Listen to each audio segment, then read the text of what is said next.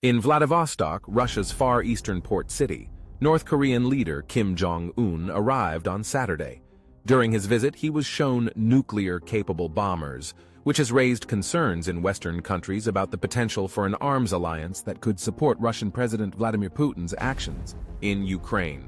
Kim's trip to Russia, highlighted by a summit with Putin scheduled for Wednesday, coincides with an increasing momentum in military cooperation between the two nations.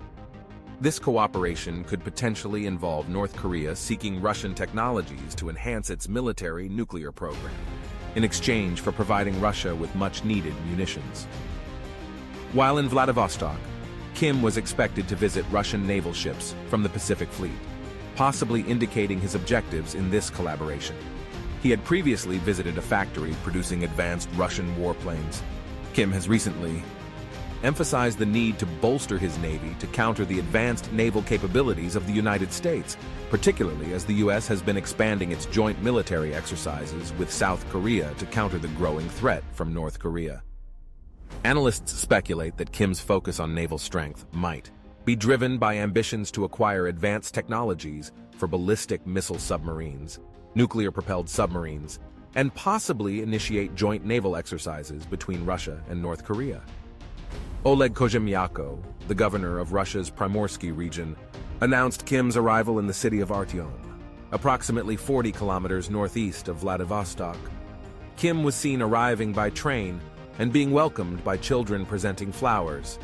In Artyom, Kim proceeded to Vladivostok Airport, where he was shown Russia's nuclear-capable strategic bombers and various other warplanes by Russian Defense Minister Sergei Shoigu and other military officials.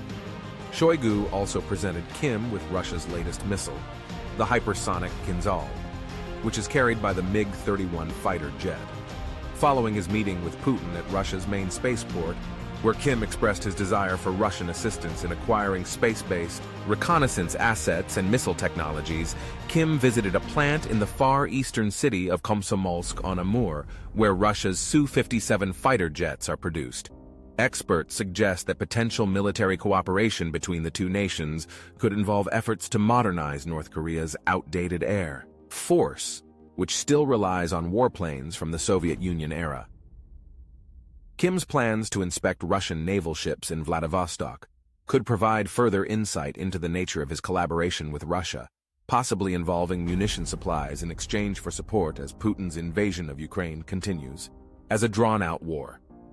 During Kim's visit to the aircraft plant in Komsomolsk-on-Amur, he expressed admiration for Russia's rapidly advancing aviation technologies, which he believed surpassed potential external threats. North Korean state media has been reporting Kim's activities in Russia with a one-day delay crafting the details. Korean weapons supplied to Russia have already been used in Ukraine. As of now, there haven't been any public announcements of agreements on weapons between North Korea and Russia, likely to avoid international criticism. Kim, in his first foreign trip since the COVID-19 pandemic began, is keen on boosting his partnerships with Moscow and Beijing as he seeks to break out of international isolation and form a united front against Washington. There is speculation that Kim might also pursue a meeting with Chinese President Xi Jinping. In another sign of North Korea's post-pandemic opening, a team of North Korean athletes has departed from Pyongyang to participate in the Asian Games in Hangzhou, China. South Korea has stated that approximately 190 North Korean athletes are registered for the event. Following a meeting in Seoul to discuss nuclear deterrent strategies, U.S. and South Korean officials have intensified their condemnation of recent developments involving Russia and North Korea. They expressed their commitment to identifying, exposing, and countering Russian attempts to acquire military equipment in support of their actions in Ukraine, while also ensuring consequences for Russia if it aids North Korea's weapons program.